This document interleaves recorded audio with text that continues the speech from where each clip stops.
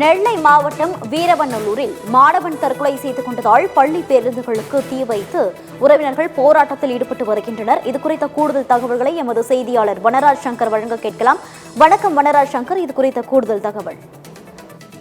வணக்கம். திருநெல்வேலி மாவட்டம் வீரவநல்லூர் அருகே உள்ள தனியார் பள்ளி ஒன்றில் 10ஆம் வகுப்பு படிக்கும் மாணவர் ஒருவர் தற்கொலை செய்து கொண்டதன் எதிரொலியாக நள்ளிரவில் தனியார் பள்ளி வாகனங்கள் மீது பெட்ரோல் குண்டு வீசிய மர்ம நபர்களால் வழக்கம் போல் திருநெல்வேலி மாவட்டத்தில் பரபரப்பு ஏற்பட்டுள்ளது.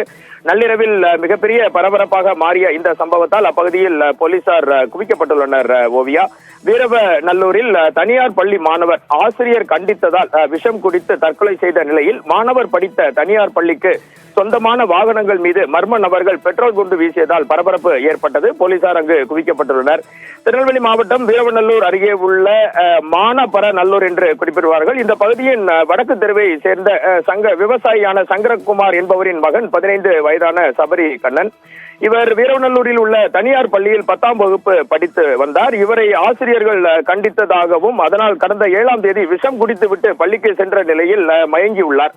பின்னர் மருத்துவமனையில் அனுமதிக்கப்பட்ட நிலையில் நேற்று இவர் பரிதாபகமாக உயிரிழந்தார். இதனால் ஆத்திரமடைந்த மாணவரின் உறவினர்கள் நேற்று நள்ளிரவு வீரவநல்லூர் காவல் நிலையம் முன்பு முதலில் மறியலில் ஈடுபட்டனர். போலீசார் அவர்களுடன் பேச்சுவார்த்தை நடத்திய பிறகு அனைவரும் கலைந்து சென்று விட்டனர்.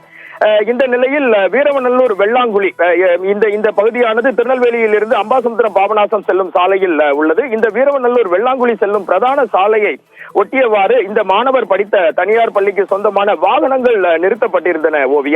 நள்ளிரவு சுமார் 12 மணி அளவில் இந்த வாகனங்கள் மீது மர்ம நபர்கள் பெட்ரோல் குண்டு வீசியதால் மிக பெரும் பரபரப்பு ஏற்பட்டது. இன்று காலை நம்மிடம் பேசிய காவல்துறை உயர் அதிகாரிகள் 2-3 வாகனங்கள் தீப்பிடித்து எரிந்ததை உறுதி செய்துள்ளனர். தகவல் அறிந்த சேரன் மகாதேவி தீயணைப்பு படையினர் மற்றும் காவல்துறையினர் விரைந்து சென்று அந்த தீயை அணைக்க நடவடிக்கை எடுத்தனர்.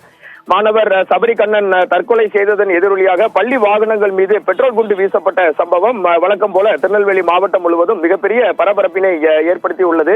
அப்பகுதியில் போலீசார் குவிக்கப்பட்டுள்ளனர். தொடர்ந்து விசாரணையும் மேற்கொள்ளப்பட்டு வருகிறது. இறந்த இந்த மாணவனின் உடல் நேற்று அடக்கம் செய்யப்பட்டது இங்கு குறிப்பிடத்தக்கது. தொடர்ந்து விவரங்களையும் விரிவான தகவல்களையும் சேகரித்து கொண்டிருக்கிறோம். இதுவே தற்போது இப்பகுதியில் இருக்கும் கள நிலவரம். ஓவியகுமார், விவரங்களுக்கு நன்றி வனராஜ் சங்கர்.